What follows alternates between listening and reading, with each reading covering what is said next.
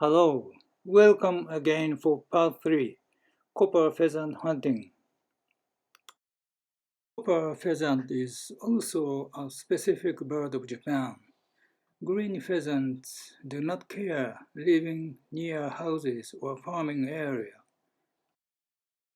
But coppers prefer living in wood and forest with little stream like this. For the last 15 years of my hunting career, my target was copper pheasant. Coppers have feather color, chestnut head, and brown all over. They are divided into 5 subspecies according to their body color, from light to dark. The northern species have the lightest color, and the southern ones the darkest. The spots on the back quite differ from white to orange color among subspecies. The bottom one with totally white hip is very special one among them. We are not allowed to hunt this one. These are the examples of back spots from orange, small white to large white ones. Copper's color is not colorful as green pheasants, but I like the copper's color better. It glistens in gold and orange under the sunlight, but the coppers are most characterized with its long tail. The color and pattern of the tail also differ among subspecies and individuals.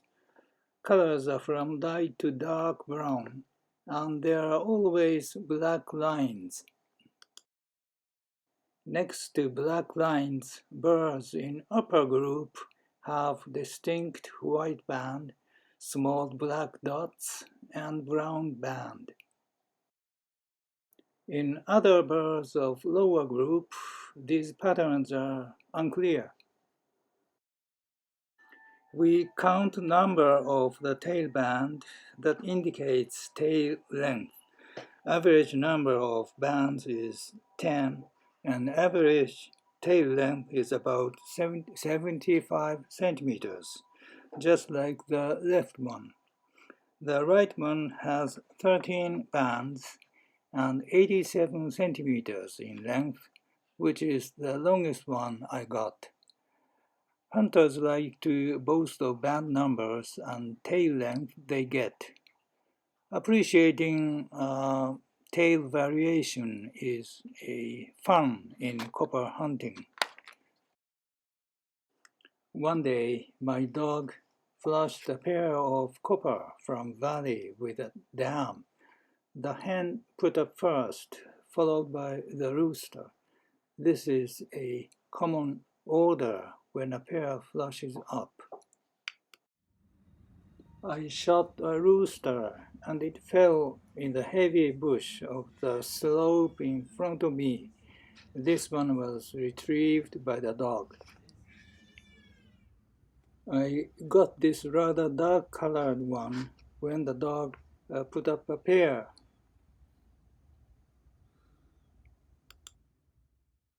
Again, the hen first took off, then the male. I got this one with a rather long tail and distinct tail pattern when the dog chased along the steep hill and flushed it up. My dog is retrieving the bird. It's always a good idea to have a trained dog for copper hunting. This one has the longest tail I've ever got, 87 centimeters, with 13 bands. But even without a dog, there is some chance of jump shooting if you know their routines. Early in the morning, they walk down to their breakfast spot, more open and usually along a stream. They drink much water there. They spend about an hour or so and return to the hill for rest and possibly for sunbathing. In the afternoon, at around 2 or 3 p.m., they again walk down to the same spot for dinner and return.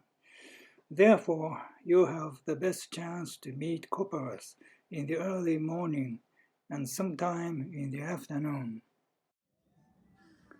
For example, I met this big one when I was walking through the forest. He was on the way from the breakfast back to the wood, together with several hens, as many other roosters do. This is the scene, a rooster and a few hens. I'm in the back holding a gun. My hunting target was copper pheasant, and I find copper hunting is the most challenging among all bird hunting. In fact, I came home empty-handed, maybe 2 out of 3 hunting occasions. The reasons for no bag are: number one, I didn't see any bird after spending whole day. Number two, the dog flushed a bird, but I heard only flushing sound behind tall trees or thick bush. This happens many times.